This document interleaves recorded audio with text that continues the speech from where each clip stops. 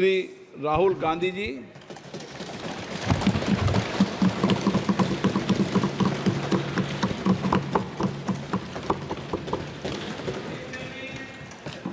Thank you, Honorable Speaker, for the opportunity.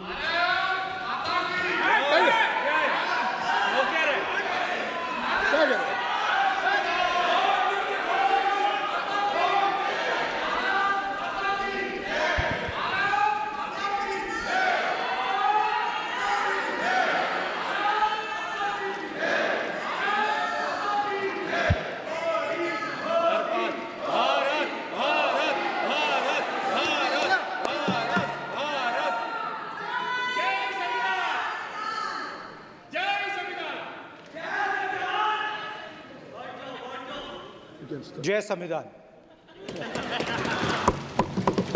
Copy है उसकी?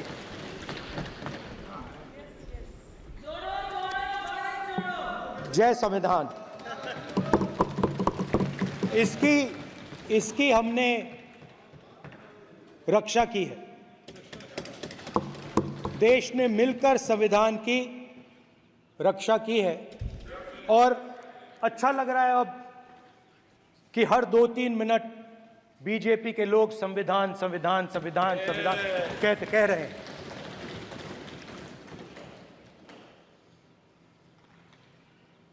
Speaker sir, for the last 10 years,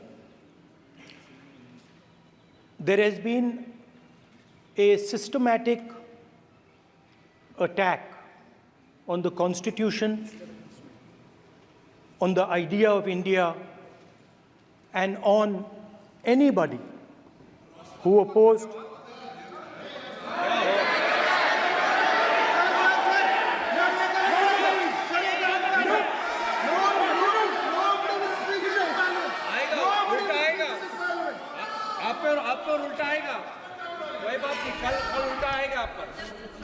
There has been just warming up right now.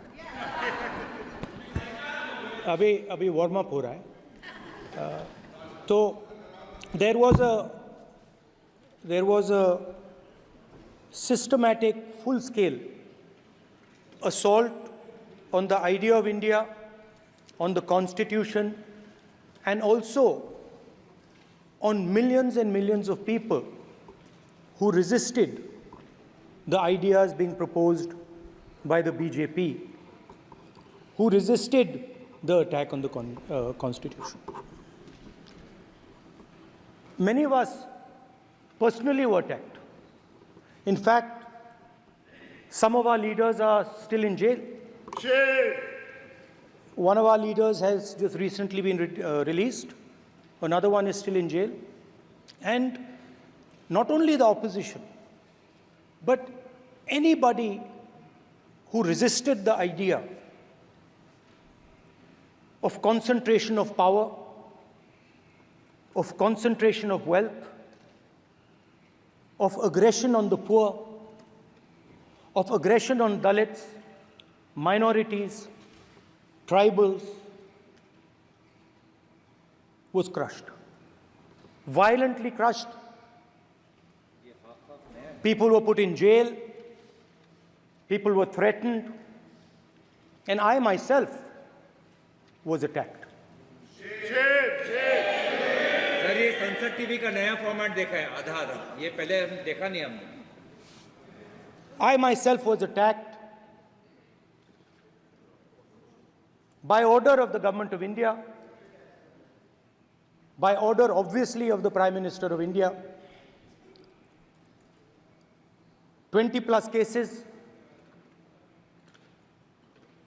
2-year jail sentence, my house taken away, no problem. Relentless attack in the media, 24/7, every single day, abuse, attack, abuse, attack. And then the most enjoyable and beautiful part of it, 55 hours of interrogation by the ED. No, which I really enjoyed. Because by the end of the interrogation, the officer off camera, he switched off the camera and then he asked me, Rahul ji, you've been sitting here 55 hours. आप पत्थर जैसे हो, आप हिलते क्यों नहीं हो? मुझसे सवाल पूछा उसने. तो जब ऐसा आक्रमण होता है, when there's an attack like this on you, you obviously need refuge, you need a place, or you need ideas that defend you. So today I want to start my speech by telling my friends in the BJP and the RSS about the ideas that we used, the entire opposition used, to defend the idea of India. Where these ideas come from and how they gave us the strength, all of us, anybody who opposed the regime, how they gave us the strength to fearlessly take any onslaught that was placed before us. So I'd like to start by showing an image of our refuge. Okay? Sir Shiv ji की photo नहीं दिखा सकते sir? एक minute माननीय सदस्य. Sir Shiv ji की photo मना है सर? एक मिनट. सर मना है तो रख देता हूं सर. नो, एक मिनट प्लीज. आपने सवाल उठाया, आपके माननीय सदस्यगण 353 का नियम बता रहे थे, 352 का नियम बता रहे. No please no. आपने कहा इस नियम प्रक्रिया से सदन चलना चाहिए. नियम प्रक्रिया में कोई भी प्ले कार्ड, कोई भी चिन्ह को सदन में नहीं दिखाया जा सकता. आपने कहा नियम से, ऐसा नहीं है. माइक दीजिए सर. जी सर क्या इस हाउस में शिव जी की फोटो दिखाना मना है? माननीय सदस्य, आप बस ये बता दीजिए. माननीय सदस्य सर मना है या नहीं? कोई भी चित्र को दिखाने के तो शिव जी का चित्र नियम इस है. साधन इस हाउस में दिखाना मना है? यहाँ पे दूसरी चीजों के चित्र दिखाए जा सकते हैं, मगर शिव जी का चित्र नहीं दिखा जाया जा सकता. अगर मैं कह रहा हूं कि हमें इनसे प्रोटेक्शन मिली और मैं समझाना चाह रहा हूं कैसे प्रोटेक्शन मिली, आप मुझे चित्र नहीं दिखाने दे रहे हो. इसके बाद मेरे पास और चित्र हैं, मैं सब दिखाना चाहता था. स्पीकर सर, ये चित्र पूरे हिंदुस्तान के दिल में है. पूरा हिंदुस्तान इस चित्र को जानता है, समझता है. Everybody knows this image. Speaker sir, why I got this image is because there are certain ideas in this image that we defend, that the opposition defends. The first idea in the image that we defend is the idea of confronting our fear, of never being scared. That idea is represented in this image, which you are not allowing me to show, by a snake that is placed right near the neck of Shivji. The idea behind that is never be scared of anything that you face. In fact, Shivji places death 1 inch from his neck. And that is the spirit with which we fought when we were in the opposition. From this idea of resisting, we are still in the opposition, I know. I know that. And I'm happy and proud to be in the opposition. Because for us, there is more than power. There is truth. For you, there is only power. That is the only place you want to be. For us, there is truth. And this is a symbol of truth. So when Shivji places the snake near his neck, what he is saying is, I will accept the truth and I will not back down from the truth, and that is what we've said. After that, a new idea emerges. And of course, I cannot show Shivji's picture, but all of you know it. Behind the left shoulder of Shivji is the Trishul. Now, I would like you to understand that there is a reason that the Trishul, a weapon, has been placed behind the left shoulder. The Trishul is not a symbol of violence. It is a symbol of non-violence, and that is why it is placed in a place where Shiva cannot reach it with his right hand. If it was a symbol of violence, it would have been held in his right hand like this. It is a symbol of non-violence. That is why it is placed behind his left shoulder. When we fought the BJP, we were not violent. When we defended the truth, there was not an ounce of violence in us. Now, there is a third idea, and a very powerful idea that emerges from the idea of truth, courage, and non-violence. And that idea, of course, it is a symbol that many of you hate, but that idea is the Abhay Mudra, the symbol of the Congress Party, which, as you can see, is also in this image. And Jai Mahadev. And what that Rajnath Singh ji is looking very surprised. And what that Abhay Mudra shows, it is the next step of the evolution of the idea of facing the truth, fearlessness, and ahimsa. Satya and ahimsa, as Mahatma Gandhi ji used to say. And the Abhay Mudra is the idea that it is not good enough to just keep this internal. It is not good enough to not be scared. It is not good enough to use non-violence. It is also important that you make others not scared, that you help others become fearless, that you help others become non-violent. So in a sense, the Abhay Mudra is a projection from Shivji to the rest of the world about these two ideas. Of course, these two ideas were used by us, all of us, when we fought the British. And they were put forth by Mahatma Gandhi.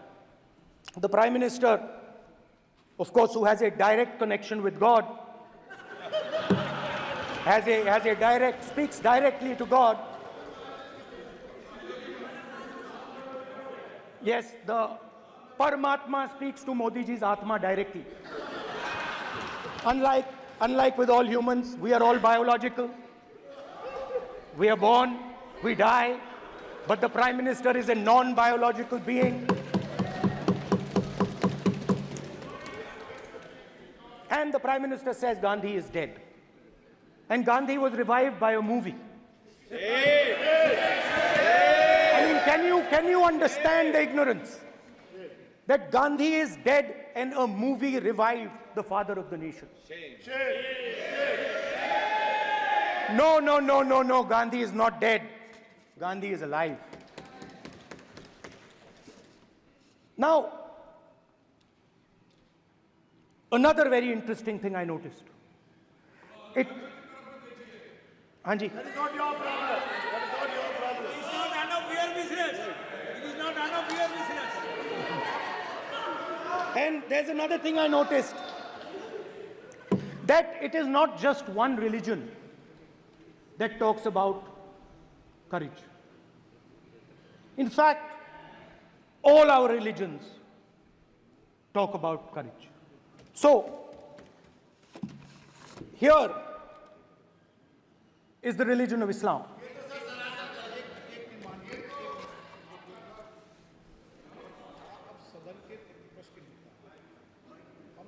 आपसे ये अपेक्षा ठीक है, मैं दिखाऊंगा नहीं sir, कैसे करूं? मैं समझाना चाहता हूं, वो समझा नहीं पा रहा हूं। सब समझदार हैं यहाँ पर, सब चुनकर आते सर, हैं। जनता बात ने नहीं बन सबको रही। चुनकर भेजा है। मजा नहीं आ रहा है। जनता ने सबको चुनकर भेजा, आप एड्रेस करें। जनता अब ने सबको कांग्रेस चुनकर- पार्टी ने शिवजी की फोटो दिखा दी है, गुस्सा हो गए। अब देखिए, प्लीज मान्य ये मान्य चाहते हैं कि सदस्य, सिर्फ ये दिखा प्लीज पाएं। मान्य सदस्य आप तो इस्लाम में भी कहा गया है, मैं पढ़ता हूं। एड्रेस इधर करें, He said, एड्रेस इधर करें मान्य सदस्य। हाँ जी, सॉरी, इस्लाम में भी लिखा गया है, कुरान में, the prophet, peace be upon him, said, he, God said, have no fear, I am with you, hearing and seeing. मतलब इस्लाम में भी कहा गया है कि डरना नहीं है। और जब इस्लाम में दुआ मांगी जाती है तो दोनों हाथ से, दाएं हाथ से अभय मुद्रा दिखाई देता है। उसके बाद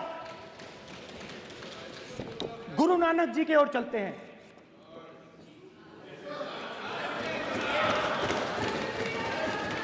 वाहेगुरु जी की फतेह, वाहेगुरु जी का खालसा।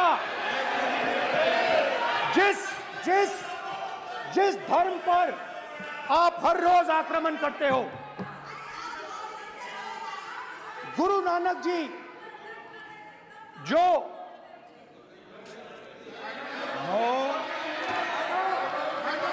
प्लीज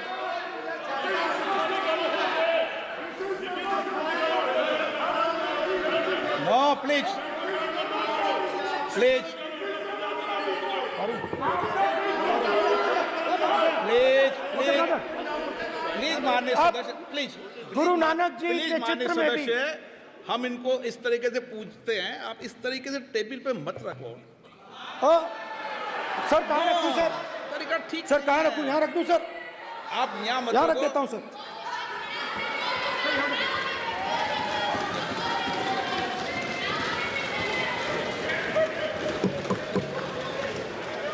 सर गुरु नानक जी के चित्र में भी आपको अभय मुद्रा दिखाई देगा। गुरु नानक जी भी कहते हैं कि डरो मत, डराओ मत।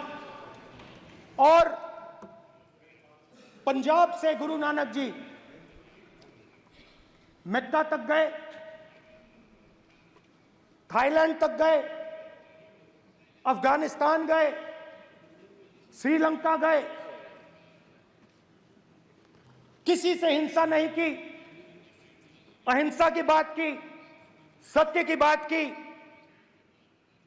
और किसी को उन्होंने अपनी जिंदगी में नहीं डराया। उसके बाद जीसस क्राइस्ट की इमेज देखिए, उसमें भी आपको अभय मुद्रा दिखाई देगा। जीसस क्राइस्ट की इमेज में भी अभय मुद्रा, डरो मत, डराओ मत। और जीसस क्राइस्ट ने कहा कि अगर आपको कोई थप्पड़ मारता है तो दूसरा गाल दिखा दो। उसके बाद बुद्ध भगवान, अभय मुद्रा।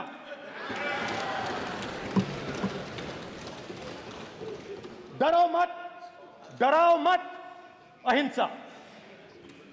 मतलब, और अंत में महावीर, डरो मत, डराओ मत, अभय मुद्रा। मतलब हिंदुस्तान के इतिहास में 3 फाउंडेशनल आइडियाज हैं। मोदी जी ने अपने भाषण में एक दिन कहा कि हिंदुस्तान ने किसी पर आक्रमण नहीं किया। उसका कारण है क्योंकि यह देश अहिंसा का देश है। यह देश डर का देश नहीं है।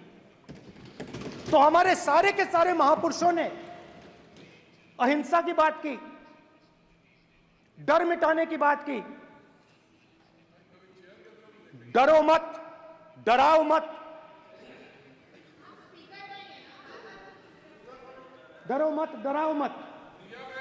और दूसरी तरफ शिव जी कहते हैं डरो मत, डराओ मत, अभय मुद्रा दिखाते हैं, अहिंसा की बात करते हैं, त्रिशूल को जमीन में गाड़ देते हैं। और जो लोग अपने आप को हिंदू कहते हैं वो 24 घंटा हिंसा, हिंसा, हिंसा, नफरत, नफरत, नफरत, असत्य, सत्य, असत्य।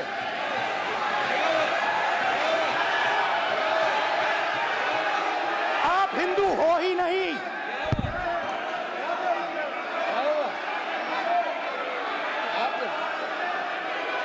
Just get me that picture of Shiva.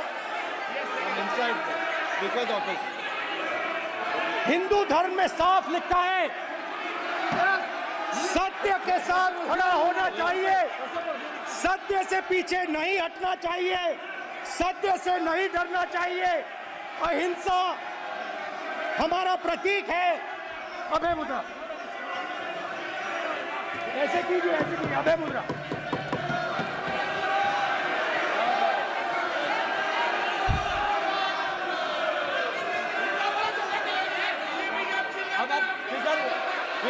नहीं आएगा। Then Prime Minister will not speak. Then Prime Minister will speak.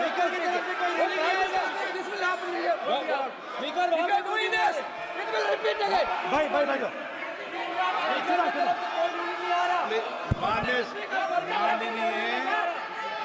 ये आप बात समझिए, आप बात समझिए। ये इसलिए चिल्ला रहे हैं क्योंकि तीर जाके दिल में लगा है, दिल में जाके तीर लगा है, इसलिए ये चिल्ला रहे हैं। देखो चुप हो गए, देखिए स्पीकर सर चुप हो गए सब।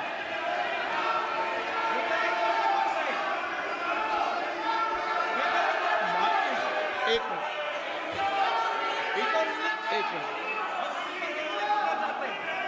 माननीय, आप प्रतिपक्ष के नेता हैं, किसी की भावनाओं को ठेस नहीं पहुंचे, सर मुझे चर्चा बोलने में दीजिए। ध्यान रखना चाहिए।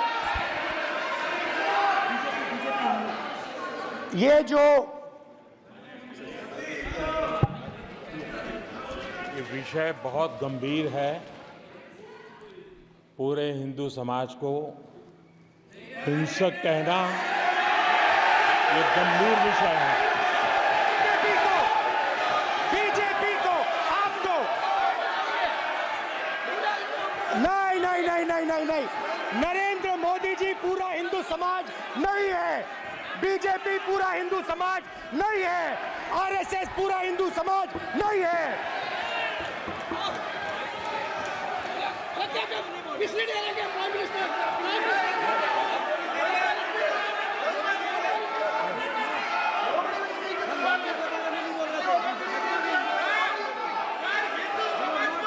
भूपेंद्र यादव जी, ये ठेका नहीं है बीजेपी का। भूपेंद्र यादव जी बोलना चाहते हैं आप? ये सब हिंदू हैं यहाँ पे,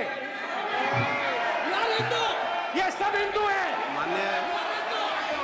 माननीय अध्यक्ष जी, प्रतिपक्ष के नेता आज पहली बार इस सदन को संबोधित कर रहे हैं। मैं दो नियम रूल 349 और रूल 352 के संबंध में आपका ध्यान आकर्षित करना चाहता हूं। सबसे पहले तो प्रतिपक्ष के नेता को बोलने का तरीका आना चाहिए। 349 जो 12 है वो स्पष्ट रूप से कहता है शैल नॉट सिट और stand with back toward the chair. वो लगातार आपकी तरफ पीठ करके खड़े हैं, नियमों के खिलाफ है, जो उनको शोभा नहीं देता। दूसरा अध्यक्ष महोदय, नहीं तो एड्रेस करके बोलो। दूसरा अध्यक्ष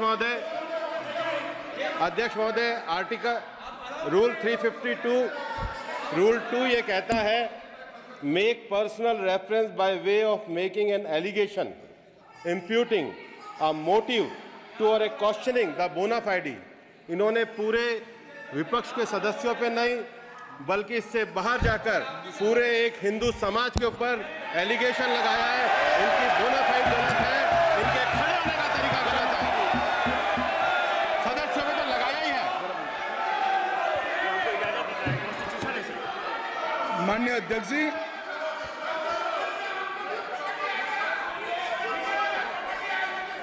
गृह मंत्री जी, नो आप डिबेट में गृह मंत्री जी।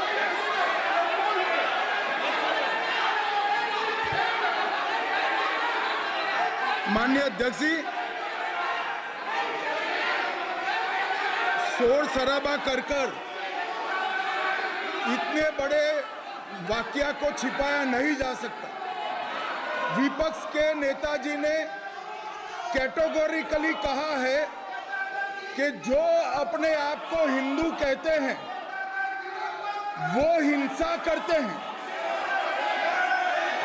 मैं फिर से रिपीट करना चाहता हूं, उनका वाक्य था जो अपने आप को हिंदू कहते हैं वो हिंसा की बात करते हैं, हिंसा करते हैं। मान्यवर, इस देश में शायद इनको मालूम नहीं है, करोड़ों लोग अपने आप को गर्व से हिंदू कहते हैं, गर्व से हिंदू कहते हैं।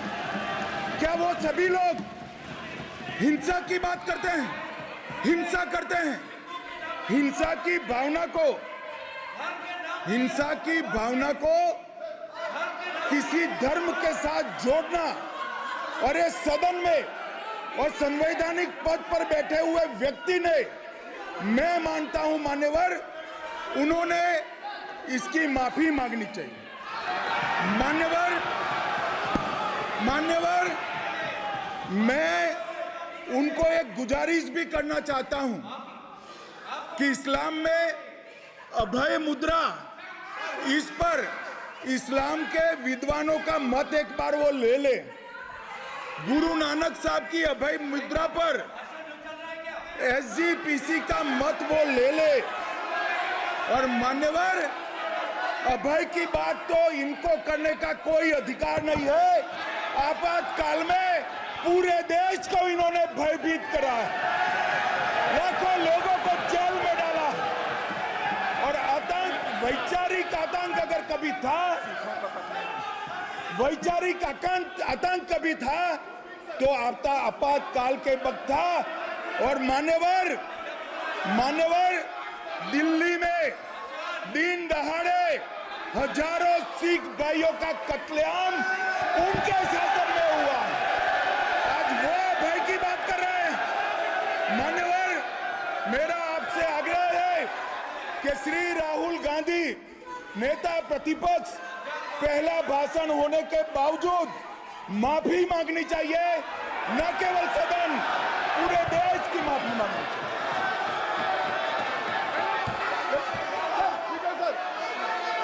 सर,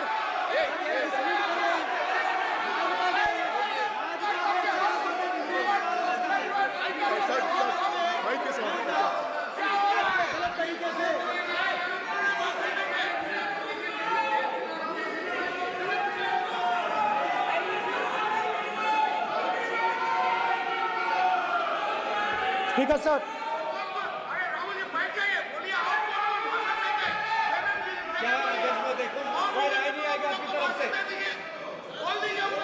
तो कल प्रधानमंत्री मोदी जी के समय भी सर आप ऐसे रहिए sir. I'm not going to speak until they're quiet.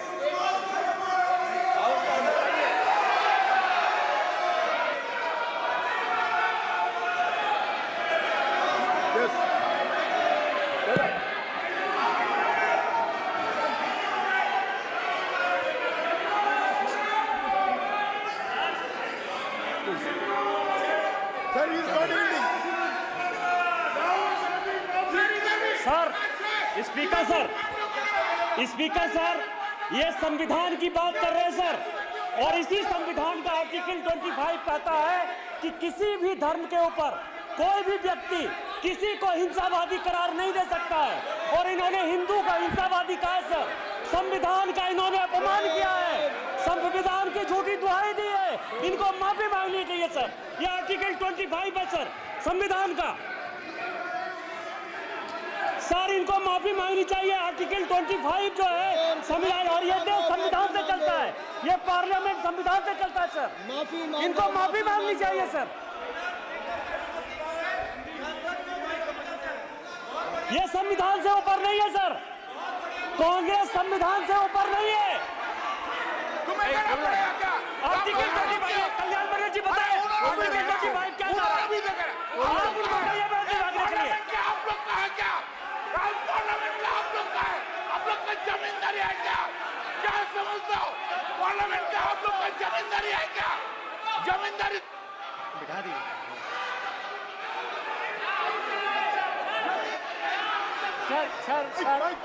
Sir, speaker sir, माने प्लीज एक मिनट देता हूं मैं आपको। हिंदू धर्म कहता है। एक मिनट प्लीज, माने सदस्य प्लीज, मान्य प्लीज एक मिनट प्लीज। माननीय सदस्यगण, ये सदन की एक मिनट मैं दूंगा, अलाउ करूंगा आपको। माननीय सदस्यगण, इस सदन की एक गरिमा रही है और हमें संवाद चर्चा करते समय इस सदन की गरिमा को रखना चाहिए। और ऐसी कोई भी आपत्तिजनक बात जो पूरे समाज के पर विषय हो, कम से कम प्रतिपक्ष के नेता को बोलते समय ध्यान रखना चाहिए। मैं इसको सीरियस तरीके से देखूंगा।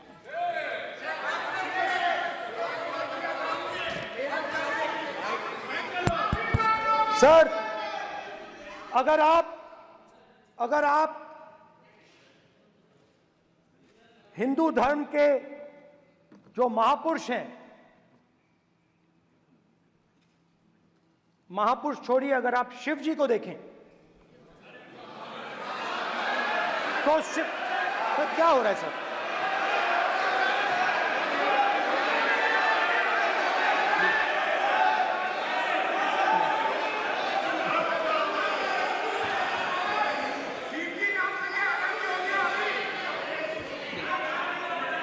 अगर आप शिव जी को देखें तो उनकी इमेज से आपको पता लगता है कि हिंदू डर नहीं फैला सकता, हिंदू हिंसा नहीं फैला सकता, हिंदू नफरत नहीं फैला सकता।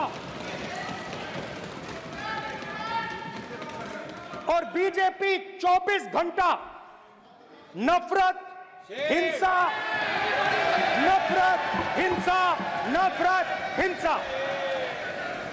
स्पीकर सर,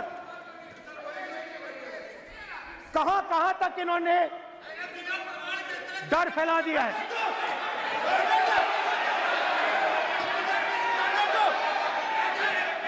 प्लीज सर, कहां तक इन लोगों ने डर फैला दिया? मैं आपको अयोध्या से शुरू करता हूं। सर नमस्कार।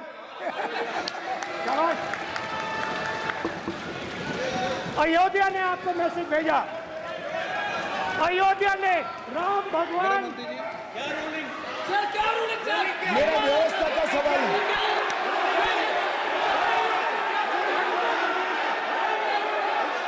इस सदन के नियमों की पुस्तिका, इससे कुछ सदस्यों को क्या मुक्ति दे दी गई है? आपके गाइडेंस के बाद भी बार बार तस्वीर बताना, पूरे बीजेपी को हिंसा कर रही है ऐसे कहना, खड़े होकर एक दूसरे के बीच में हस्तधून करना, सारे नियम इनको लागू नहीं होते हैं। नियम मालूम नहीं है तो ट्यूशन रख ले साहब, सदन इस तरह से नहीं चल सकता है। ये सदन, मेरा आपसे आग्रह है कि ये सदन ऑर्डर में रहना चाहिए, नियमों के अनुसार रहना चाहिए। ये हम सभी सदस्यों का आपसे विनंती है। ठीक है सर, एक मिनट प्लीज। माननीय सदस्यगण, आप ही किताब राम बताओ। भगवान की जन्मभूमि तो ने अपेक्षा करता हूं कि अपन बीजेपी इसके नियम प्रक्रिया चले। नो, सब चले। नो, आपने बताया था नियम। नो,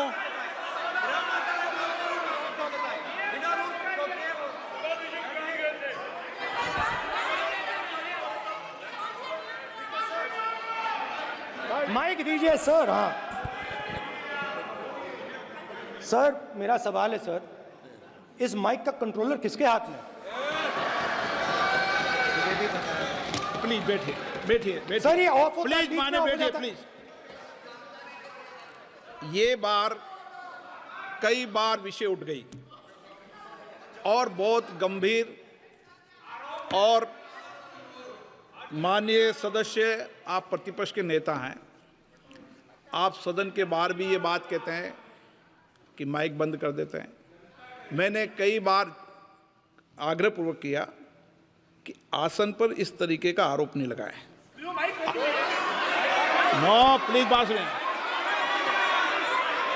आसन पर सभी दल के, प्लीज, आसन पर सभी दल के लोग बैठते हैं और सभी दल के लोग सभापति तालिका पे हैं, और सब जानते हैं कि एक व्यवस्था होती है, जिस भी माननीय सदस्यों को आग्रह किया जाता है बोलने का वो बोला जाता है, और जिसको आग्रह नहीं किया जाता उसका माइक चालू नहीं होता। आप बोलने के लिए खड़े, आपका माइक कभी बंद नहीं हुआ, कभी बंद नहीं हुआ। आप अगर आसन में जो भी विराज रहे हैं वो अगर आपका नाम नहीं पुकारते हैं तब माइक चालू नहीं होता। ये व्यवस्था हमेशा इस सदन की रही है, पुराने में भी और नए में भी। कभी आसन पे व्यक्ति पर माइक का कंट्रोल नहीं होता। दूसरा, माननीय प्रतिपक्ष के आप नेता हैं और आपसे ये अपेक्षा की जाती है कि आप लोकसभा की प्रक्रिया का संचार नियम का पालन करें, संविधान की जो व्यवस्थाएं दे रखी है उसकी पालन करें, और सदन में बोलते समय किसी भी धर्म को के ऊपर ऐसा आक्षेप नहीं करें जिससे पूरे देश के अंदर विषय पैदा हो। यह आपसे अपेक्षा की जाती है। सर, मैं बिल्कुल आपकी रिस्पेक्ट करता हूं स्पीकर सर, मगर मेरे भाषण के बीच में सच्चाई ये है कि माइक ऑफ हो जाता है। मैं क्या करूं, हो जाता है वो। अब आपने देखा मैंने अयोध्या शब्द यूज किया और माइक ऑफ हो गया। नो, अरे ये प्रधानमंत्री मोदी जी के टाइम में आधा आधा पैरा आएगा क्या? तो अयोध्या ने राम भगवान की जन्मभूमि, प्लीज ब्रदर, राम भगवान की जन्मभूमि ने बीजेपी को मैसेज दिया, और ये आपके सामने मैसेज बैठे हुए हैं। मैंने इनसे पूछा, कल कॉफी पी, इनसे मैंने पूछा कि बताइए ये हुआ क्या। बीजेपी ने राम मंदिर का इनॉग्रेशन किया, बोलने दीजिए, राम मंदिर का इनॉग्रेशन किया। अरे भाई आप हार गए, उसको सहन करिए। नाम बोलने की कोई जरूरत नहीं है, मैं भाषण दे रहा हूं, आप नहीं दे रहे हो। मुझे बोलना है जो बोलना है, मुझे नाम लेने की कोई जरूरत नहीं, मुझे जो बोलना है मैं बोलूंगा। तो अयोध्या ने मैसेज दिया और मैंने इनसे पूछा कि हुआ क्या, और इनका जवाब आया। मैंने उनसे पूछा कि आपको कब पता लगा कि आप अयोध्या में जीत रहे हो, और आपने कहा पहले दिन से मुझे पता था। सही बात। और मैंने कहा ये क्या हुआ, उन्होंने कहा राहुल जी अयोध्या में एयरपोर्ट बना, अयोध्या की जनता से जमीन छीनी गई और आज तक उन्हें मुआवजा नहीं मिला है। उन्होंने कहा, सही बात, उन्होंने कहा कि अयोध्या में जो भी छोटे छोटे दुकानदार थे, जो भी छोटी छोटी बिल्डिंग्स थी, उन सारों को तोड़कर गिरा दिया गया और उन लोगों को सड़क पर कर दिया गया।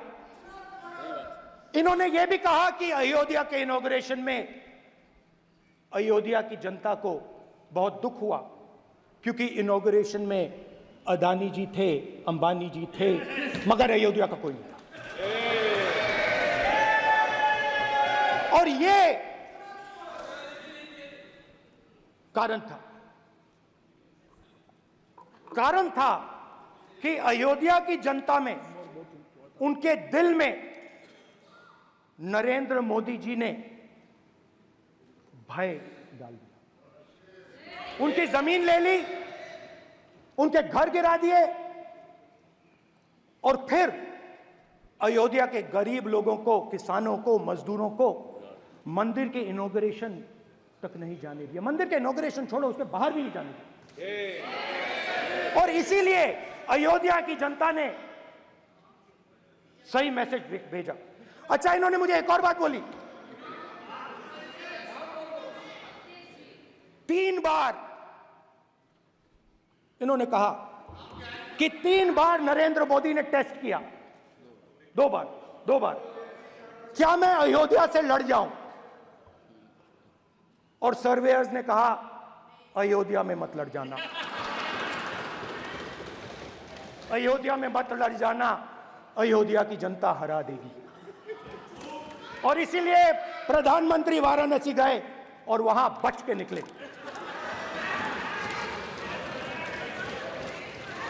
तो अयोध्या की जनता को डराया, पूरे देश को डरा दिया। मैं आपको बताता हूं, आज सुबह में आया, राजनाथ सिंह जी ने मुस्कुरा के मुझे नमस्ते की, और मोदी जी बैठे हैं, मुस्कुराहट नहीं, सीरियस, नमस्ते भी नहीं करते। कहीं मोदी जी ना देख लें, प्रॉब्लम हो जाएगी। वही कहानी गडकरी जी की है, सच्चाई है। अरे भाई, अयोध्या की जनता को छोड़ो, ये तो बीजेपी वालों को डराते हैं।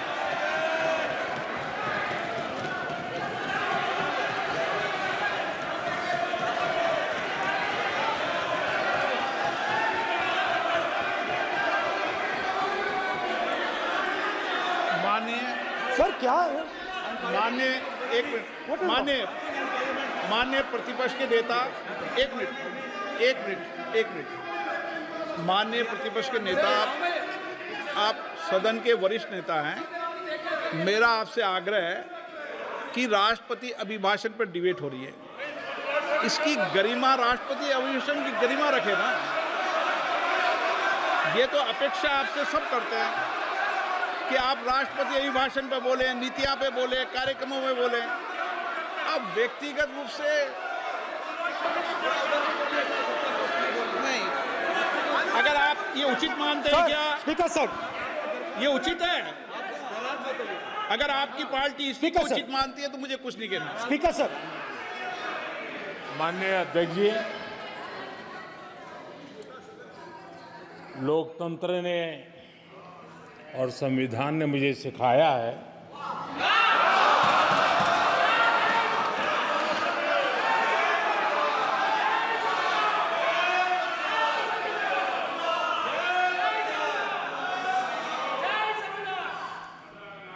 कि मुझे विपक्ष के नेता को गंभीरता से लेना चाहिए।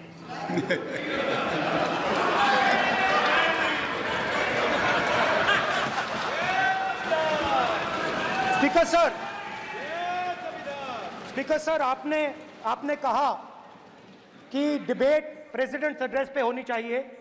ये जो मैंने किया है, अनुराग ठाकुर जी ने अयोध्या की बात की थी, अनुराग ठाकुर जी ने सनातन धर्म पर आक्रमण की बात की थी, इसीलिए मैंने ये किया है।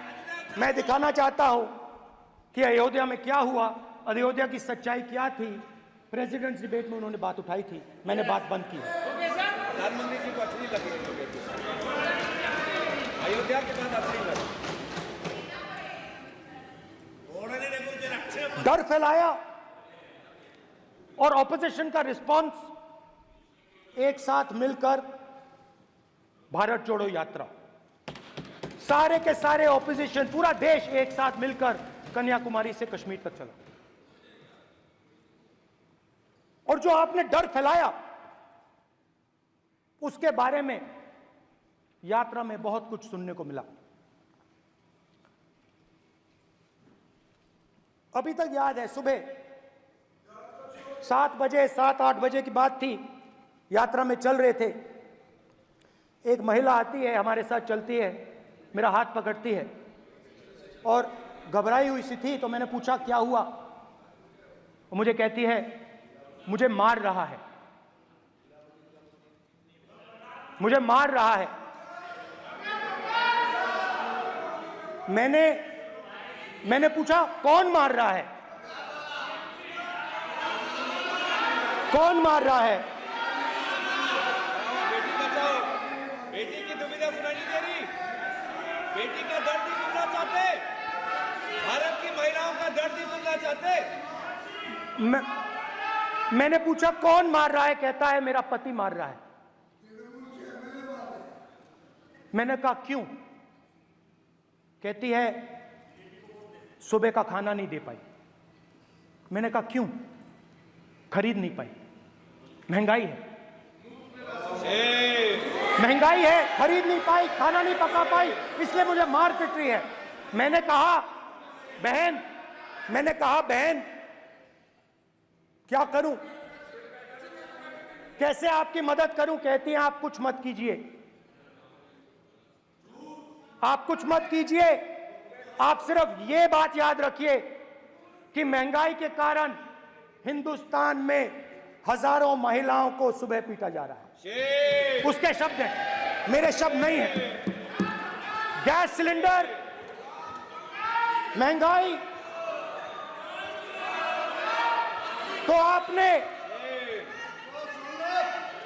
गरीबों को, महिलाओं को डराने का काम किया। शिव जी कहते हैं डरो मत, डराओ मत। आपने हिंदुस्तान की महिलाओं को महंगाई से हर रोज डराया है। कुछ दिन पहले मैं पंजाब में अग्निवीर के परिवार से मिला। सुनिए अग्निवीर के परिवार से मिला। छोटा सा घर था, छोटा सा घर था।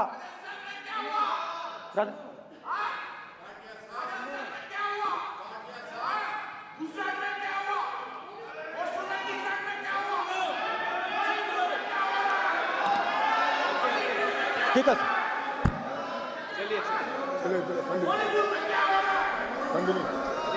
छोटे से घर में अग्निवीर शहीद हुआ, लैंडमाइन ब्लास्ट में शहीद हुआ। मैं उसे शहीद कह रहा हूं, मगर हिंदुस्तान की सरकार उसे शहीद नहीं कहती। नरेंद्र मोदी उसे शहीद नहीं कहते हैं। नरेंद्र मोदी उसे अग्निवीर कहते हैं। उस घर को पेंशन नहीं मिलेगी, उस घर को कॉम्पनसेशन नहीं मिलेगी, शहीद का दर्जा नहीं मिलेगा। और बेचारे बैठे हुए थे, 3 बहनें थी, एक साथ बैठी हुई थी, रो रही थी। आम जवान को पेंशन मिलेगी, जरूर दुख होगा, मगर हिंदुस्तान की सरकार आम जवान की मदद करेगी। मगर अग्निवीर को जवान नहीं कहा जा सकता। अग्निवीर यूज एंड थ्रो मजदूर है। और आप उससे कहते हो, उसको आप 6 महीने की ट्रेनिंग देते हो, 6 महीने की ट्रेनिंग देते हो। दूसरी तरफ चाइना के जवान को 5 साल की ट्रेनिंग मिलती है। राइफल लेकर उसके सामने खड़ा कर देते हो, उसके दिल में भय पैदा करते हो। एक जवान और दूसरे जवान के बीच में फूट डालते हो कि एक को पेंशन मिलेगी, एक को शहीद का दर्जा मिलेगा, दूसरे को नहीं मिलेगा। और फिर अपने आप को देशभक्त कहते हो। ये कैसे देशभक्त हैं?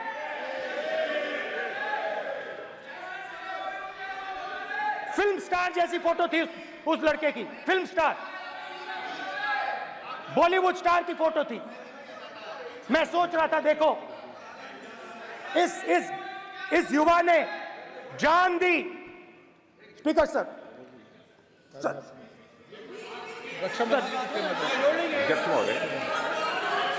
अध्यक्ष महोदय, एक आदमी सब पर भारी।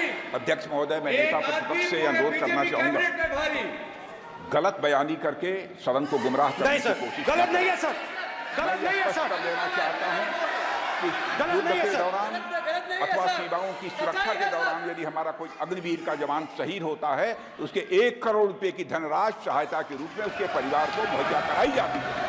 इस प्रकार की गलत बयानी से सभी को गुमराह करने की कोशिश नहीं की जानी चाहिए। संसद महोदय, अध्यक्ष। स्पीकर सर, स्पीकर सर देखिए,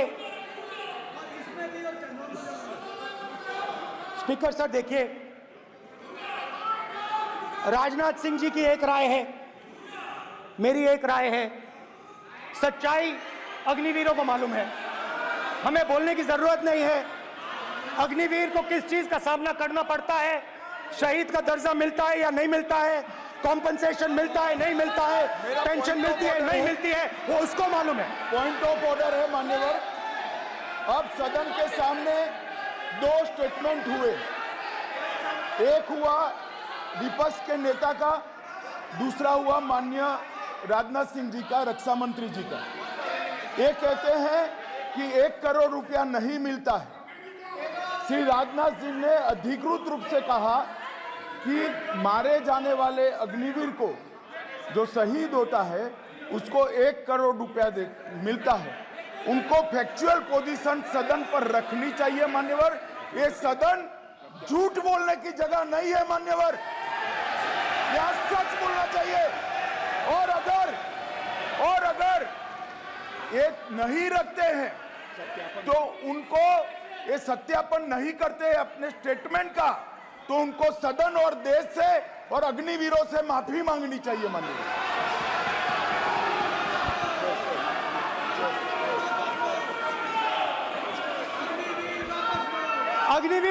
अग्निवीर की सच्चाई मैंने फ्लोर ऑफ द हाउस पे रखी है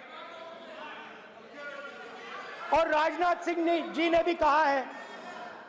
जो रियलिटी है वो हिंदुस्तान की सेना को मालूम है, वो अग्निवीरों को मालूम है। उनके कहने से या मेरे कहने से कोई फर्क नहीं पड़ता, सच्चाई तो उनको मालूम है। उनको मालूम है सच्चाई कौन बोल रहा है।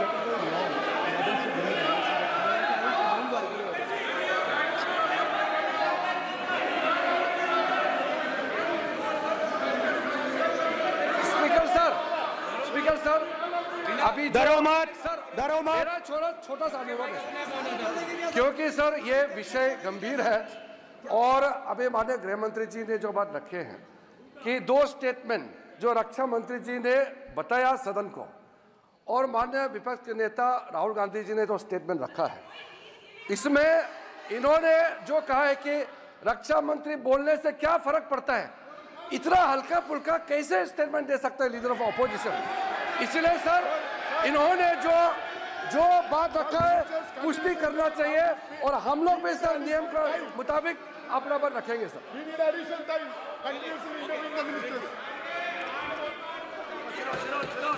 और स्पीकर सर और स्पीकर सर, देश की सेना जानती है, पूरा देश जानता है कि अग्निवीर स्कीम सेना का स्कीम नहीं है, पीएमओ का स्कीम है। और पूरी सेना जानती है कि स्कीम प्राइम मिनिस्टर का ब्रेन चाइल्ड था, स्कीम सेना का ब्रेन चाइल्ड नहीं था। जैसे नोटबंदी की गई वैसे ही आर्बिट्री तरीके से। अध्यक्ष महोदय,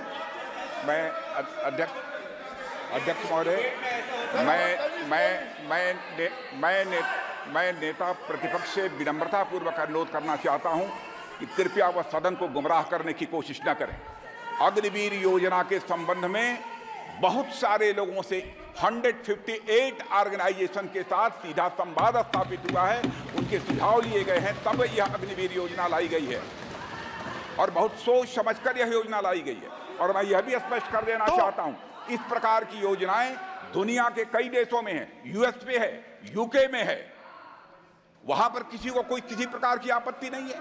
अब बिना अग्निवीर योजना के बारे में समझे, बिना उस संबंध में कोई पूरी जानकारी हासिल किए इस तरीके से सदन को गुमराह करना, इसे कदापि उचित नहीं ठहराया जा सकता।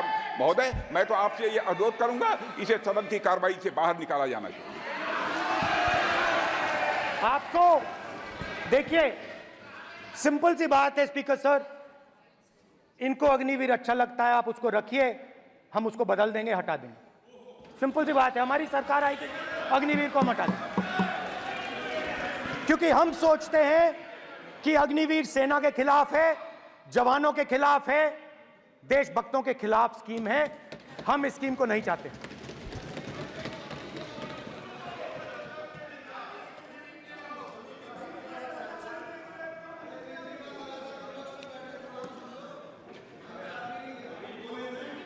पहली बार हिंदुस्तान की हिस्ट्री में जनता से स्टेट्स छीने गए हैं। जम्मू कश्मीर लद्दाख से आपने पहली बार स्टेट छीना है। मणिपुर को आपने सिविल वॉर में डुबा दिया है। मणिपुर को आपने और आपकी योजनाओं ने, आपकी पॉलिटिक्स ने जला दिया है। और आज तक हिंदुस्तान के प्रधानमंत्री मणिपुर नहीं गए हैं। ऐसा लगता है कि मणिपुर हिंदुस्तान का प्रदेश नहीं है। प्रधानमंत्री के लिए मणिपुर स्टेट ही नहीं है। मणिपुर में सिविल वॉर हो ही नहीं रही है। और एक बार बयान दिया हमने, मतलब प्रेशर लगाया, हम गए, हमने प्रधानमंत्री से कहा एक मैसेज दे दीजिए, मणिपुर चले जाइए, जनता की वहां रक्षा कीजिए। नहीं,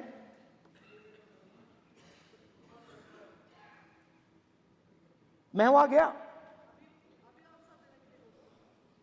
कुकीज और मेहते से दोनों से मिला। आज तक नहीं, आंसर नहीं मिलेगा, मिल नहीं सकता। मणिपुर इनके लिए हिंदुस्तान का प्रदेश ही नहीं है। मणिपुर है ही नहीं।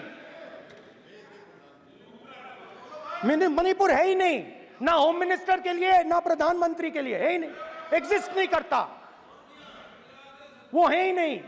ना प्रधानमंत्री जाएंगे बोलेंगे कुछ नहीं, जैसे कुछ नहीं हुआ वहां पे। मैं रिलीफ कैंप में गया, एक औरत कांपती हुई, रोती हुई मुझे कहती है कि मैंने अपनी आंखों के सामने, हाँ मैं औरतों की बात कर सकता हूं, एक भाई मैं कर सकता हूं, एक भाई एक कर्तव्य निभा रहा है। आप अपने संगठन में महिलाओं को नहीं डालते हो, मगर मैं औरतों की बात कर सकता हूं।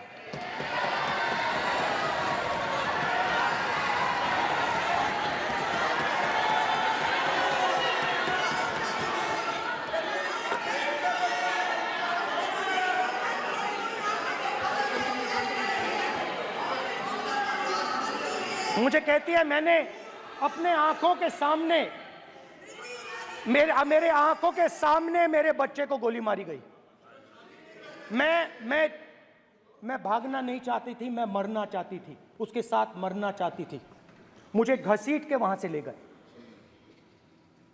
और फिर मेरे को अपने बच्चे की फोटो दिखाती है, कांपती हुई ऐसे फोटो दिखाती है। ये आपकी योजनाओं का नतीजा है। आपको शर्म आनी चाहिए।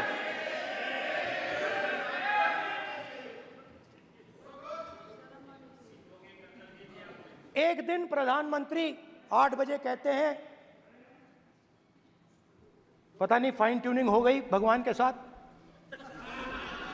डायरेक्ट मैसेज भगवान, सर ने बोला है, सर प्रधानमंत्री ने ये बोला है, ये मैं नहीं बोल रहा हूं, प्रधानमंत्री ने बोला है कि मेरा डायरेक्ट कनेक्शन है भगवान के साथ।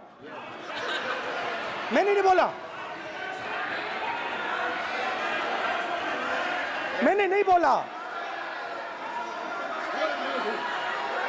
Social media chief also told भगवान जगन्नाथ। एक मिनट प्लीज, एक मिनट तो एक मिनट माननीय राहुल गांधी जी, एक मिनट, माननीय सुरेश, एक मिनट प्लीज, एक मिनट रविशंकर जी प्लीज, एक मिनट। माननीय सदस्यगण, आप वरिष्ठ नेता हैं, सदन के नेता होते माननीय प्रधानमंत्री जी, और हम सबको माननीय प्रधानमंत्री जी का सम्मान करना चाहिए। ये सदन में हमेशा उच्च कोटि की परंपरा मर्यादा रही है। नो सर नहीं, गौरव अगर आपको स्पीकर सर, मैं पुरानी पार्टी है। गौरव स्पीकर सर, मैं रिस्पेक्ट कर रहा हूं। ये प्रधानमंत्री के शब्द हैं, मेरे शब्द नहीं हैं। ये प्रधानमंत्री जी ने कहा है, पब्लिक में, मीडिया को कहा है कि मैं बायोलॉजिकल नहीं हूं, मेरा डायरेक्ट कनेक्शन भगवान के साथ है। मैं नहीं बोल रहा हूं, प्रधानमंत्री मोदी जी ने बोला है। तो पता नहीं उस टाइम 8 बजे भगवान का मैसेज आया होगा, हिंदुस्तान वही मगर फिर श्री राम ने आपको दूसरा मैसेज दे दिया अयोध्या में। भगवान का मैसेज आया होगा,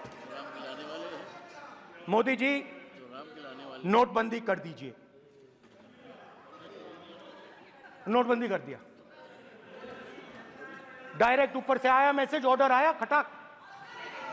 और अलग अलग ऑर्डर आते हैं। अदानी जी वाला ऑर्डर आता है, बंबई एयरपोर्ट अदानी जी को ऊपर से ऑर्डर आता है, खटाक खटाखट खटाखट खटाखट ऑर्डर आते हैं। तो नोटबंदी कर दी। स्मॉल और मीडियम बिजनेसेस जो हैं, जो हिंदुस्तान की रोजगार की रीढ़ की हड्डी है, बैकबोन है, उड़ा दिया, उड़ा दिया, खत्म कर दिया। आज नतीजा यह है कि ये जो भी करना चाहे करें, हिंदुस्तान के युवाओं को रोजगार नहीं मिल सकता। Job creation backbone is broken, finish, खत्म। नोटबंदी की, गलत जीएसटी लागू की, उड़ा दिया। अब मैं सोचता हूं, पहले मैं सोचता था ये पता नहीं कैसे हुआ, अब मैं समझता हूं कि ये अदानी जी, अंबानी जी जैसे लोगों के लिए किया गया। ये रास्ता साफ करने का तरीका था, रास्ता साफ करने का तरीका था। इनकम टैक्स डिपार्टमेंट उनके पीछे पड़ा रहता है। जीएसटी, डिमोनेटाइजेशन, 24 घंटा उनको तंग करते हैं। उनके कैश फ्लो को रिस्ट्रिक्ट करने की कोशिश करते हैं, कैश फ्लो को क्रश करने की कोशिश करते हैं कि वो परे हट जाएं और अरबपति उनकी जगह ले लें। आप किसी भी छोटे व्यापारी से पूछ लो, किसी भी स्मॉल मीडियम बिजनेस ओनर से पूछ लो, ये आपको बता देगा। गुजरात में मैं गया, टेक्सटाइल ओनर्स के साथ मेरी बात हुई। मैंने उनसे पूछा नोटबंदी क्यों हुई, जीएसटी क्यों हुई? साफ बोला अरबपतियों की मदद करने के लिए जीएसटी और नोटबंदी की गई है। नरेंद्र मोदी जी अरबपतियों के लिए काम करते हैं, सीधी सी बात। मैं जाता रहता हूं और आपको गुजरात में हराएंगे इस बार।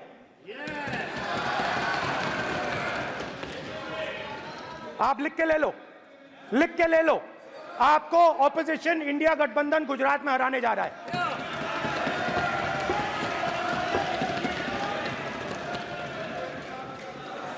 किसानों को डराने के लिए लैंड एक्विजिशन बिल जो हम लाए थे, उनकी जमीन की रक्षा करने के लिए, उनको सही कॉम्पनसेशन देने के लिए, उसको आपने खत्म कर दिया। यहां कोशिश की, कर नहीं पाए तो स्टेट्स में खत्म कर दिया, खत्म कर दिया। हर स्टेट में आपने खत्म कर दिया है। अगर आप जानते नहीं हो चेक कर लो, हर स्टेट में, हर भाजपा की स्टेट में खत्म कर दिया। सर हर भाजपा रूल स्टेट में खत्म किया है, हर भाजपा की रूल स्टेट में खत्म किया है, हर भाजपा की रूल स्टेट में खत्म किया है। स्पीकर सर,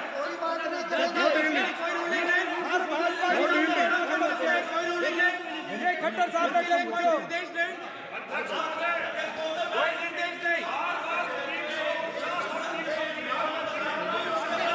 सत्ता पक्ष बार बार खड़े होकर भाषण को कम कर रहे, कोई रूलिंग नहीं, कोई रूलिंग नहीं है।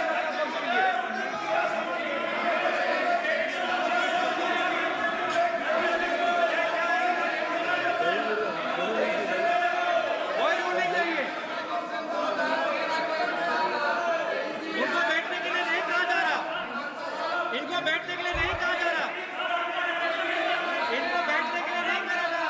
सत्ता पक्ष डिस्टर्ब कर रही है सर, अध्यक्ष महोदय सत्ता पक्ष डिस्टर्ब कर रहे हैं, अध्यक्ष महोदय सत्ता पक्ष डिस्टर्ब कर रहे हैं। किसानों को ये देखिए सर, ये देखिए just give me a list of BJP states. आप किताब लेके क्यों खड़े हो? कानून बनाना चाहते हो?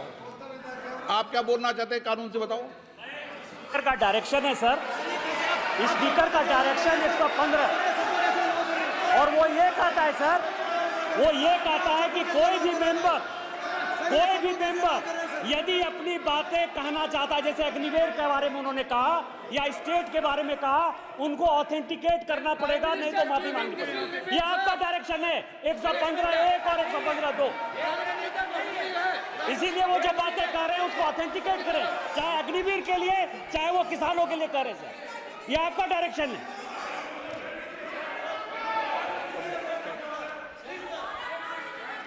तो किसानों को जो हमने लैंड एक्विजिशन बिल तैयार किया था सही मुआवजा दिलाने के लिए, उसको आपने रद्द किया।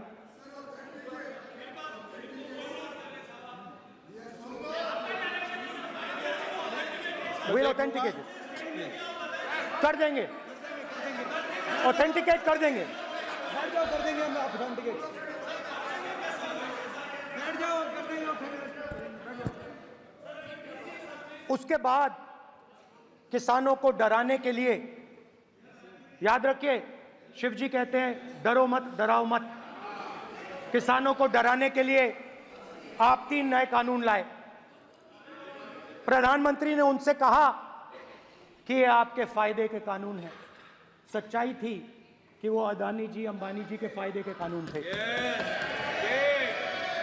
हिंदुस्तान के सारे किसान खड़े हो जाते हैं।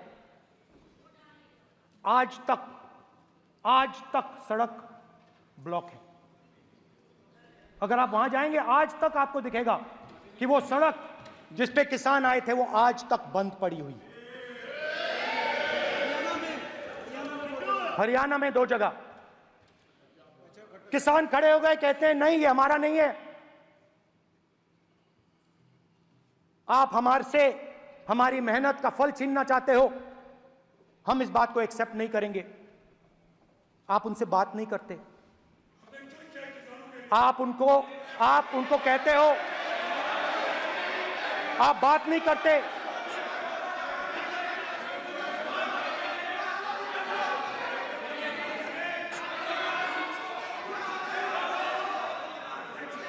आप बात नहीं करते, आप गले नहीं लगते, आप उन्हें आतंकवादी कहते हो। आप कहते हो ये सब आतंकवादी हैं। झूठ नहीं है, झूठ नहीं है, सच है, सच है। मान्यवर, मैं समझ रहा हूं कि विपक्ष के नेता है नाते पहली बार बोल रहे हैं, मगर नियमों के पुस्तक के बाहर वो नहीं जा सकते। ये स्टेटमेंट करे कि हम कहते हैं कि किसान आतंकवादी, तो कैसे सदन में चल सकता है मान्यवर? आप एक तरफा नियमों के ऊपर जाकर उनको रियायत दे रहे हो मान्यवर, हमें संरक्षित करिए, ऐसे नहीं चलता। 700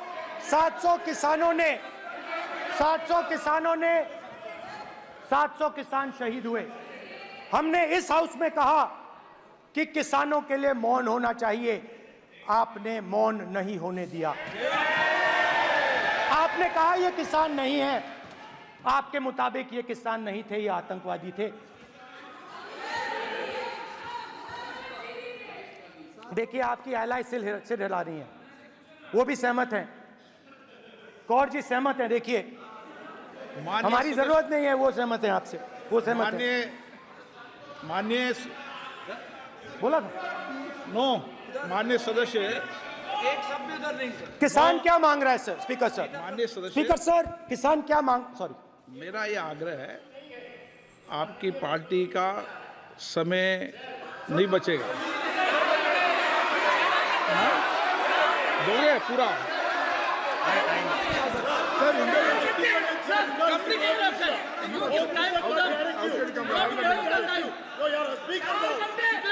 आप नहीं बोलेंगे, ये बोलेंगे सर। और आप तो सर, और स्पीकर सर, आप तो किताब स्पीकर सर, किसानों ने मांगा क्या? स्पीकर सर, किसानों ने मांगा क्या? किसानों ने सिर्फ ये कहा कि अगर 16 लाख करोड़ रुपए अरबपतियों का कर्जा माफ हो सकता है तो हमारा भी थोड़ा सा कर दीजिए। किसान ने यह कहा कि हर प्रोडक्ट के लिए सही प्राइस मिलती है, हमें भी एमएसपी दे दीजिए। और आप लोगों ने कहा किसान का कर्जा माफ नहीं होगा और एमएसपी नहीं मिलेगी।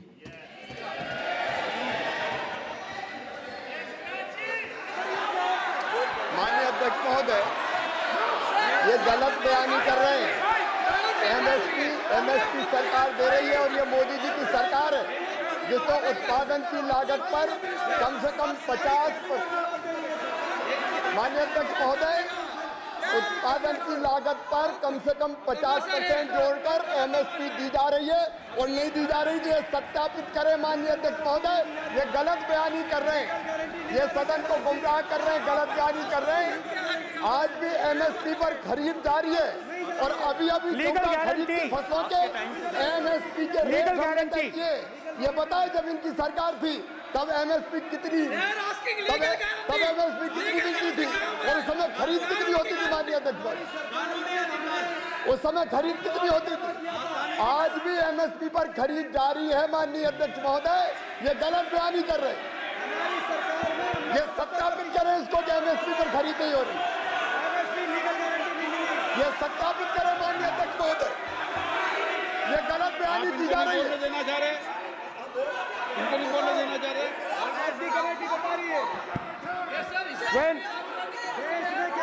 स्पीकर सर, एमएसपी जब मैं speaker sir, MSP with legal guarantee, speaker sir, the issue is MSP with legal guarantee, not just MSP. MSP is being given, the issue is Kisans want MSP with legal guarantee which you are not ready to give them. तो किसानों में आपने डर डाला, भय डाला, महिलाओं में महंगाई, गैस सिलेंडर, सेना में अग्निवीर, हर व्यक्ति के लिए आप लोगों ने भय का कोई ना कोई पैकेज दिया, गिफ्ट दिया, तोहफा दिया। स्टूडेंट्स की बात करते हैं। जो आप 2000 साल पहले की बात करते हो, थोड़ी सी भविष्य की भी बात कर देते हैं, इंडिया के फ्यूचर की बात कर देते हैं। रोजगार तो आपने खत्म कर दिया, नोटबंदी, जीएसटी, जो आपने स्मॉल एंड मीडियम बिजनेसेस थे उनको खत्म करके, युवाओं को आर्मी में अपॉर्चुनिटी मिलती थी, अग्निवीर उनके लिए आपने दे दिया, वो खत्म कर दिया, रास्ता ब्लॉक कर दिया। पब्लिक सेक्टर को आप प्राइवेटाइज करते हैं, वो रास्ता बंद कर दिया। और अब एक नया फैशन निकला है, नीट।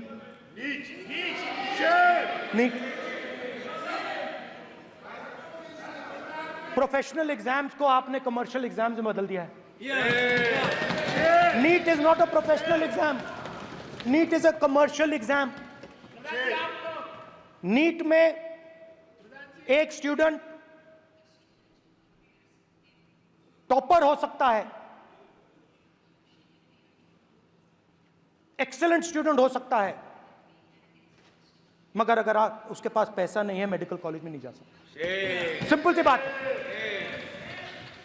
नीट का पास मार्क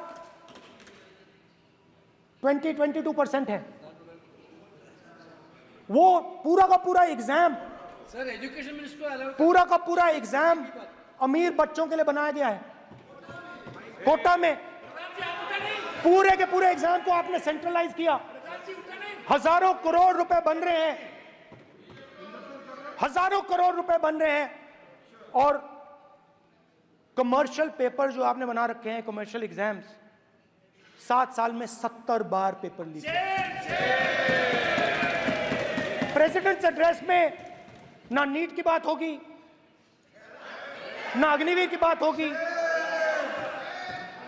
ये बातें नहीं होंगी। और हमने कहा, हम स्पीकर सर, हमने कहा कि एक दिन का डिस्कशन अलाउ कर दीजिए। हम आपके साथ खड़े होकर इसको रिजॉल्व करना चाहते हैं। इंस्टीट्यूशनल फेलियर है, हम आपकी मदद करना चाहते हैं, रिजॉल्व करना चाहते हैं। सरकार कहती है नहीं, डिस्कशन नहीं होगा, भविष्य का डिस्कशन हो ही नहीं सकता। तो ये हालत है।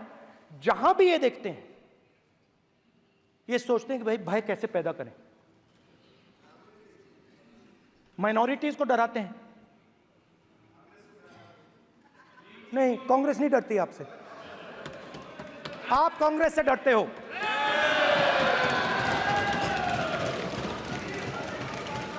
हिंसा, नफरत, माइनॉरिटीज के खिलाफ, मुसलमानों के खिलाफ, सिखों के खिलाफ, क्रिश्चियंस के खिलाफ। और माइनॉरिटीज ने क्या किया? माइनॉरिटीज ने क्या किया? हर स्फीयर में हिंदुस्तान को रिप्रेजेंट करते हैं, नाम रोशन करते हैं। पत्थर जैसे हिंदुस्तान के साथ एक साथ खड़े हैं, देशभक्त हैं।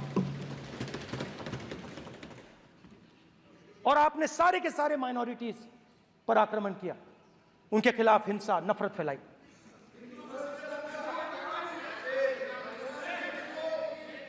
तो शिव जी कहते हैं, सर देखिए मेरा वो हटा दिया आपने सर, वो देखिए सर हटा दिया, कैमरा से हटा दिया।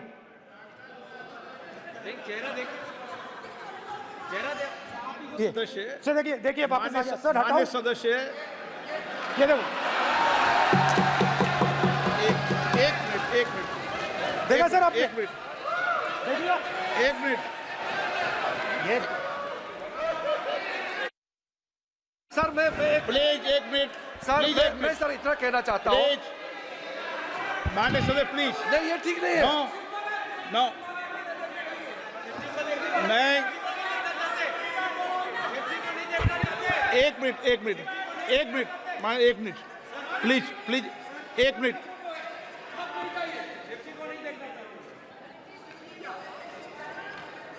आप प्रतिपक्ष के नेता हैं और मैं आपसे अपेक्षा करता हूं कि सदन की गरिमा बनी रहे, मर्यादा बनी रहे, नियमों का पालन हो। आप खुद मानते हैं शिव जी को भगवान, और उनको बार बार इस तरीके से यहाँ पर चित्रित करना ये उचित नजर नहीं आता, मुझे लगता है।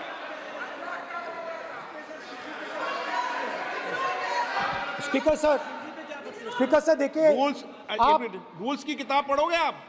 रूल्स में है कि आप कोई भी चित्र को नहीं दिखा सकते सदन में, आप किसी बात का नाम नहीं ले सकते, आप नियम प्रक्रियाओं से नहीं बोल रहे हैं। सदन की मर्यादा, नियम प्रक्रिया इससे चलती है, आपने बनाया, सबने बनाया है। स्पीकर सर,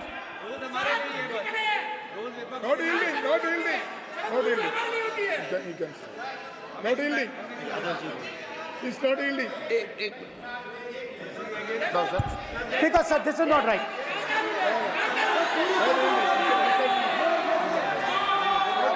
सर, माननीय स्पीकर महोदय, मैं आपका ध्यान रूल 356 की तरफ आकृष्ट करना चाहता हूं।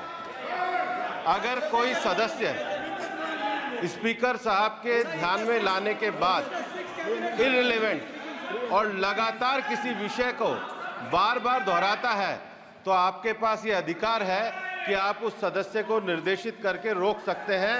आप अपने अधिकार का प्रयोग करिए। सच्चाई को रोका नहीं जा सकता। हाँ बोल ये इविडेंट बोलो, रूल्स बोलो। अच्छा इनको रूल्स पे चलने दो। हाँ बोलो इविडेंट जी, रूल में नहीं है ये, अब रूल में नहीं है। 349 में कोई चित्र दिखा सकते हैं? चलिए बताइए रूल। हाँ सुनिए, सुनाओ आप इनको। सर 3492 फिर आपकी भी सुनो। While house in sitting, a member shall not interrupt any member while speaking by disorderly expression or noises or any other disorderly manner. Sir, in the same way, sir, number बोलो sir, 349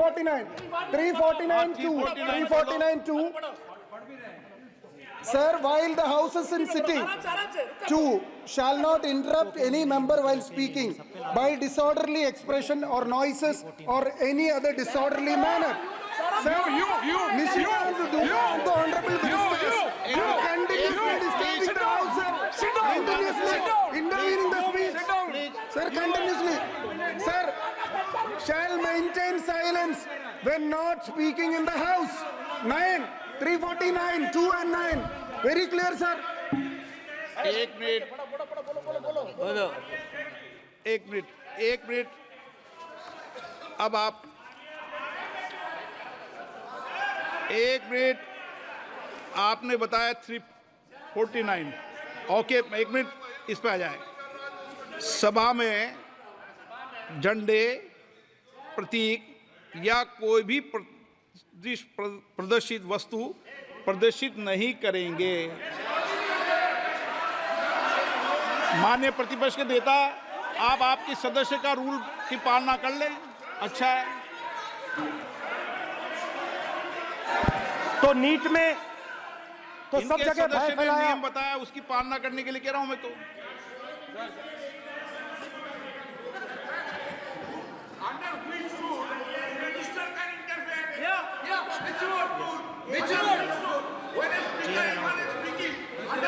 Almost all ministers intervened.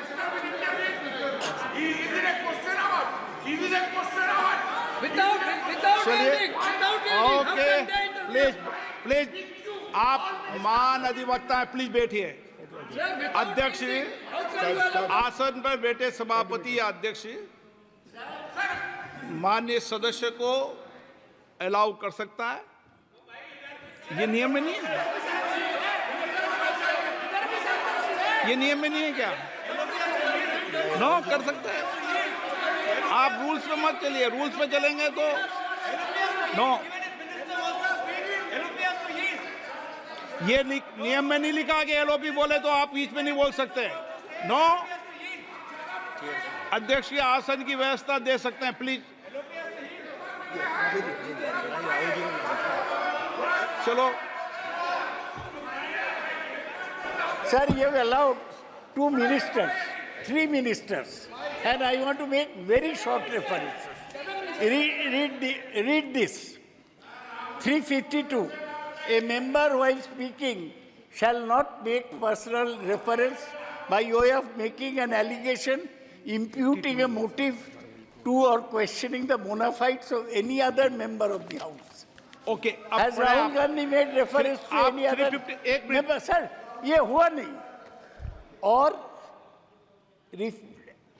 or use utter treasonable, seditious or defamatory words. He is mentioning the name of Shiva. Defamatory. आप क्यों इस बार में बैठा हूं ना seat पे? आपको मैं बता दूंगा सब नियम। सर, ये लोग नहीं समझते हैं। Maybe because of their inadequate knowledge of English, they thought that reference to, he did not make any personal reference. Please. And the next point Okay. is, sir, Rajnath Singh ji made a point on Agniveer. There is a method to correct any wrong statement made in the House. Please read 115(1) of the directions by the Speaker. It says, a member wishing to point out any mistake or inaccuracy in a statement made by a minister or any other member shall, before referring the matter in the House, write to the Speaker pointing out the particulars of the mistake or inaccuracy and seek the permission of the Speaker to raise the matter. Has Rajnath Singh written to you? Has he written? No, he has not done. All these ministers. Shivraj Singh Chouhan sir इतने दिन बाद लोकसभा में अभी आप सुनिए, खड़ा होकर बोलने लगे। माननीय मजाक की जगह है क्या? You have not given a notice. मेरे पास You है cannot point out mistake. Or on MSP, he made a statement. नहीं, What right he has? आप एक without मिनट प्लीज। आपने 352 का हवाला दिया। 352 के अंदर स्पष्ट रूप से लिखा है, कोई भी तथ्य ऐसे कभी भी नहीं बोले जाएंगे जो इस सदस्य का सदस्य नहीं, सदन का सदस्य नहीं है। मैं अपेक्षा करूंगा कि प्रतिपक्ष के नेता इन नियम प्रक्रियाओं की पालना करें। और दूसरा विषय जो माननीय सदस्य ने कहा है, 102 के अंदर ही सदन में सभापति या अध्यक्ष किसी भी मान्य सदस्य को बोलने की इजाजत दे सकता है, नियम प्रक्रिया के तहत है। No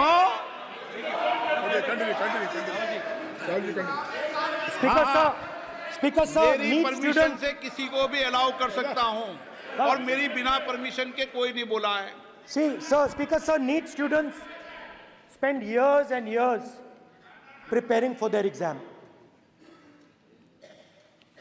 Their family supports them financially, emotionally. And the truth is that NEET students today do not believe in the exam. Because they are convinced that the exam is designed for rich people, not meritorious people. I have met a number of NEET students, every single one of them tells me that the exam is designed to create a quota for rich people and to create a passage for them into the system, and is designed not to help poor students. Now, इससे भी बहुत डर होता है। महीनों पढ़ाई करते हैं, ये पता नहीं कि भैया एग्जाम लीक हो जाएगा, नहीं होगा। अगर पास भी हो गए तो पैसा कहां से आएगा? तो उधर भी इन लोगों ने भय डालने का काम किया। तो जहां भी ये देखते हैं ये भय डालते हैं। सेना में, युवाओं में, किसानों में, मजदूरों में, महिलाओं में, डिसेबल्ड में भी। और मैं ये भी कह सकता हूं कि सिर्फ बाकी हिंदुस्तान में भी नहीं, मगर अपनी पार्टी में भी भय है। आपकी पार्टी में डर है, भय है, सच्चाई है। देखो अब आप चिल्ला नहीं रहे हो, अब आप शांत हो, अब बिल्कुल शांत हो। सच्चाई बोल दी, चिल्ला नहीं रहे, चुप। क्योंकि आपकी ट्यूनिंग डायरेक्टली, प्रॉब्लम क्या है, आप चिल्ला भी नहीं सकते क्योंकि कनेक्शन नहीं। सर मैं बोल रहा हूं, सर समझा रहा हूं, स्ट्रक्चर बोल रहा हूं।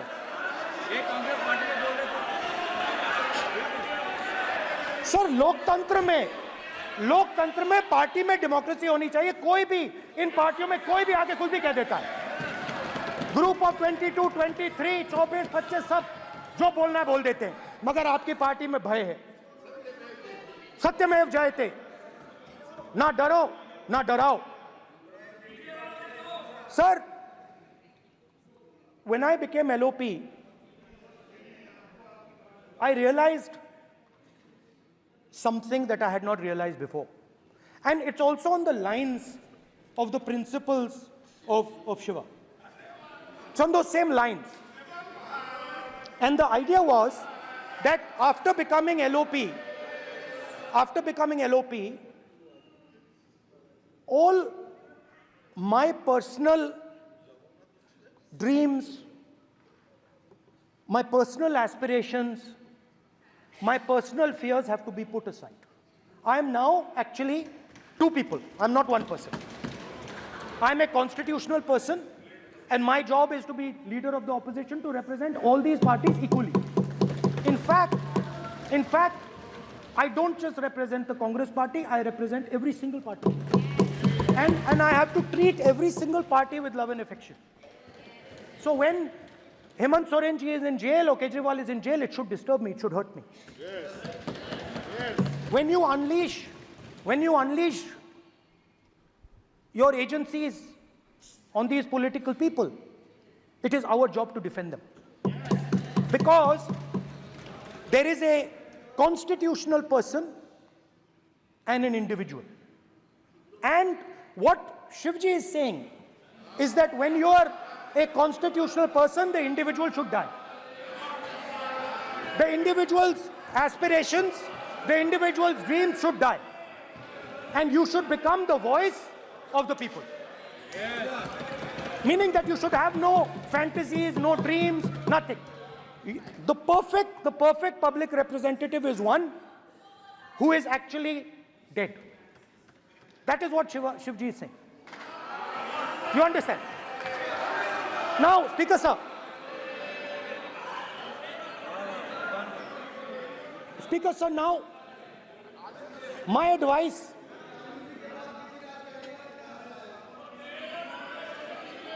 So there are two structures now. One is me as an individual, and one is me as leader of the opposition. Me as an individual, I might have my likes and dislikes, I might have my views, but me as leader of opposition have to suppress them, have to reduce them and say, now I'm the voice of the opposition. That is the idea of the democratic system. The people have given me a responsibility, and that responsibility should overcome my personal likes, dislikes, aspirations. Now, Speaker sir, why I'm saying this, and forgive me for saying this, but when you were being put on that chair, I walked there to help you, to walk with you to the chair. And I shook hands with the Prime Minister, and I shook hands with you. And then I walked to your chair. And you are the final arbiter of the Lok Sabha. You're the final word here. What you say fundamentally defines Indian democracy. You don't allow us to speak, you allow us to speak, you allow them to speak, you don't allow us to speak. All these things define Indian democracy. Speaker sir, there are actually two people sitting in that chair. There is the Speaker of the Lok Sabha, the Speaker of the Indian Union, and there is Mr. Om Birla. When Modi ji went and shook your hand, and I went and shook your hand, I noticed something. When I shook your hand, you stood straight like this and shook my hand. And when Modi ji shook your hand, you bowed down and shook his hand.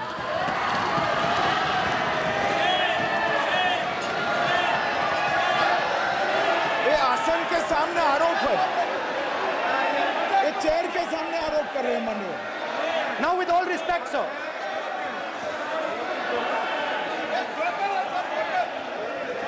Such a...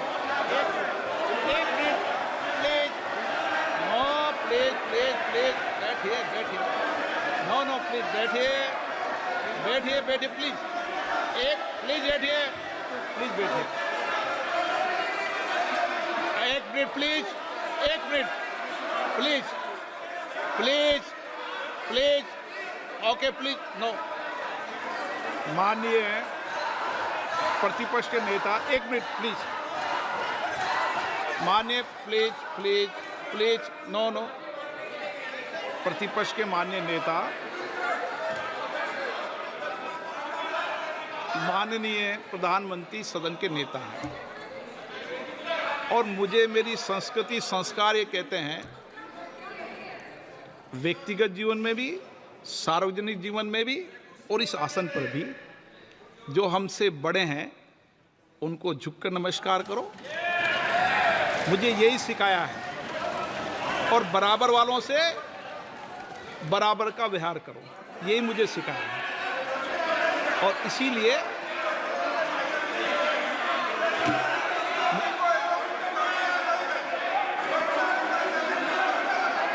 speaker sir,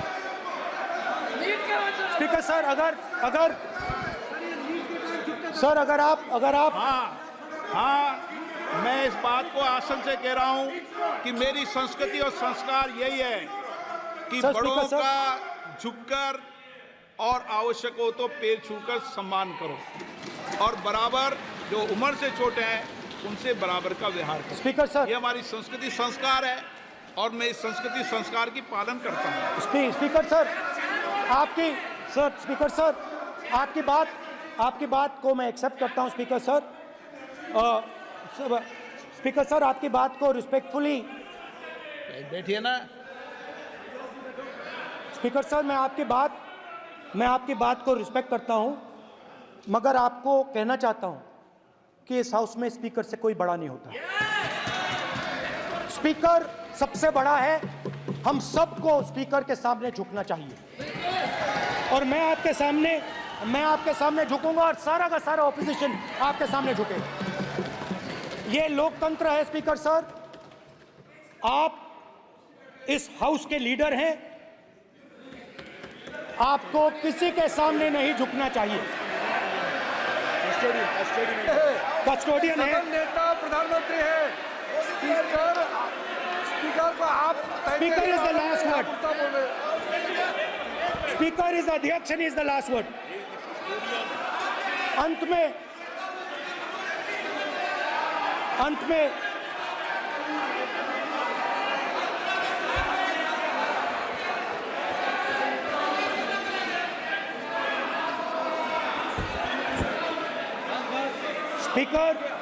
Speaker is the last word in the Lok Sabha, and in that spirit, Speaker is the last word in the Lok Sabha, and in that spirit, as members of the Lok Sabha, we are subservient to the Speaker.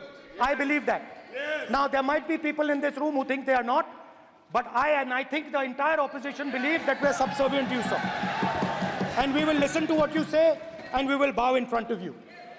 But the only thing I request, Speaker, sir, is it is important that there is fairness in this house. Yes, yes. Now, I gave a speech, Speaker, sir, and it was interrupted throughout. Yes. Now, this time is going to be taken away from my colleagues. And I think that is unfair. Finally, I'd like to say that the principles that allowed us to fight are in our traditions. Truth, courage, non-violence. And they're in all our religions. And what you have come to represent today is untruth, a complete lack of courage, and violence. And my recommendation to you, if you take it, this country has a government and you are the government. And you are, whether we like it or not, you are the government of India. Elected by the people. And I agree to that. But I would say to you that as individual members, as the cabinet, you do not spread fear in this country. That you do not spread hatred in this country. That you listen to the farmers of this country, you listen to the students of this country. When the opposition says to you, let's have a debate for one day, have it. It's not going to harm anybody. They're going to love you for it. The students of India are going to say, we love the government because they allowed us our voice, they let us speak for one day. So, do not spread hatred. Do not spread violence. Do not be fearful. Even the BJP members here, even the cabinet members, do not be fearful. You have a constitutional position. You are individuals and then you have a constitutional position. Rajnath Singh ji is an individual and he's the Defense Minister of India. And that is the way this country has to be run. And we as the opposition, don't take us as your enemies. We are not your enemies. We are here, we are sincerely here to make your work easier as long as you follow the basic principles that we have stated. And these principles are Shivji's principles. They are the principles of Shivji. Har Har Mahadev, you can say. To make the government. This is basically what I have explained here today is the concept of Indian leadership in all religions. Respect, affection, ahimsa, and always standing up for the truth. And I'm more than happy, all of us are more than happy to discuss anything you want without being nasty, without being aggressive, anything you want, we are ready to discuss.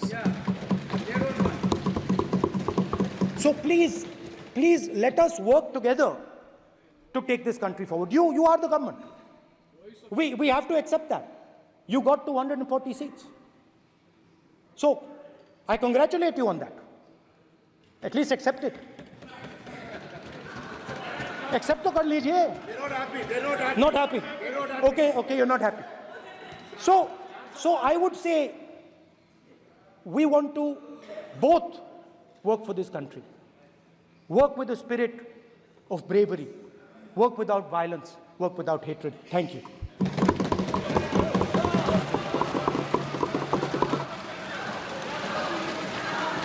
मान्यवर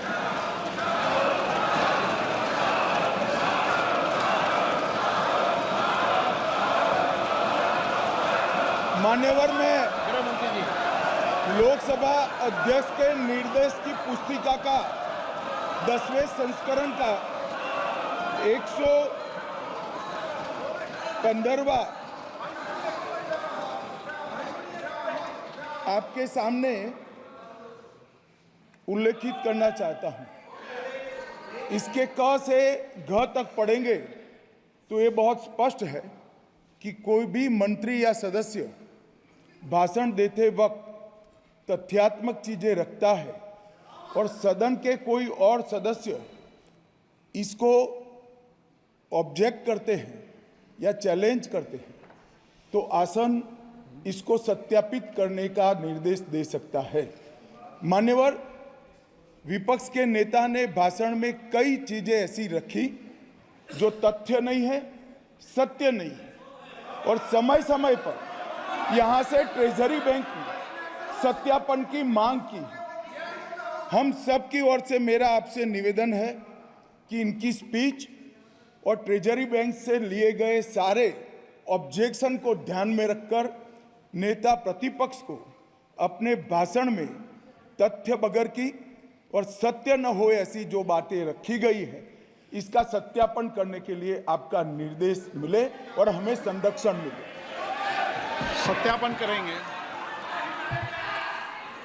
महुआ मित्रा,